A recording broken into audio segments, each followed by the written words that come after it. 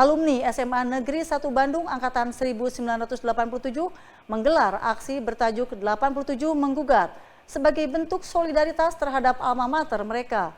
Aksi tersebut digelar untuk memperjuangkan nasib sekolah yang saat ini menghadapi gugatan lahan oleh Perkumpulan Lisem Kristen atau PLK dan telah dinyatakan kalah dalam putusan PT UN Bandung. Aksi solidaritas dan dukungan terhadap SMA Negeri 1 Bandung pasca putusan kalah di Pengadilan Tata Usaha Negara terus mengalir. Dukungan terbaru datang dari para alumni Angkatan 1987, salah satunya anggota DPR RI Rieke Diah Pitaloka. Dalam aksi yang mereka namakan 87 Menggugat yang digelar di lingkungan SMA Negeri 1 Bandung, Rieke Diah Pitaloka menyatakan bahwa kekalahan negara dalam kasus ini bukan hanya perihal aset, melainkan ancaman serius terhadap masa depan dunia pendidikan di Indonesia. Untuk itu, Rieke mendesak Komisi Yudisial dan Mahkamah Agung untuk segera membentuk tim khusus guna menyelidiki dugaan pelanggaran etika dalam proses hukum yang tengah berlangsung.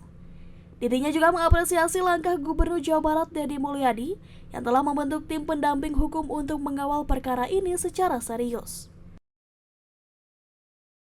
Persoalan ini adalah persoalan Indonesia. Ini bukan hanya tentang satu sekolah tua yang ingin tetap berdiri dan menjadi bagian dari mencerdaskan kehidupan bangsa. Persoalan semangsa Bandung adalah persoalan bagi Bandung, bagi Jawa Barat. Kalau ini kalah, berapa lagi sekolah akan digusur oleh orang-orang dengan mengatasnamakan hal-hal tertentu yang sebenarnya mereka secara melanggar hukum yang berlaku. Terindikasi kuat, terindikasi kuat melanggar hukum yang kemudian berkolaborasi dengan adanya indikasi mafia peradilan. Berapa lagi anak-anak kita yang dipertaruhkan ketika sekolahnya diancam untuk dibubarkan. Padahal ini sekolah negeri, tanahnya tanah negara. Kalau sekolah yang ada di kota Bandung, tanah negara, itu kemudian bisa diambil alih oleh para pemilik modal dengan mengatasnamakan organisasi yang terlarang. Mestinya mereka dibubar. Kenapa hidupnya lagi organisasi terlarang? Kalau ini kalah, jangan berharap Indonesia bisa menyelamatkan pulau-pulau kecil di Papua, di Aceh, di Kalimantan. Oleh karena itu, bagi saya, kenapa saya datang, meskipun saya harus sebetulnya mendampingi anak-anak saya datang ke sini.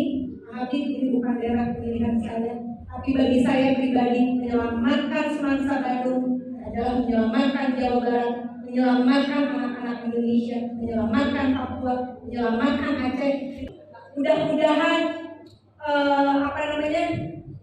semangat ini bisa Anda rasakan. Ini bukan soal hanya satu sekolah, bukan. Ini pertaruhan Jawa Barat. Kepala SMA Negeri 1 Bandung Tuti Kurniawati juga menyampaikan harapannya agar pemerintah tidak tinggal diam dan turut mengawal jalannya proses hukum yang saat ini sedang berlangsung.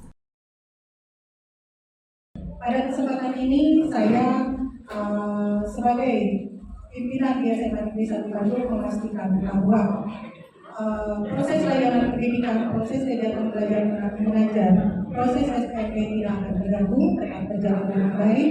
Dan kami pastikan kalian dan kawan itu semua tidak akan terganggu. Namun demikian, pada kesempatan ini kami memohon kepada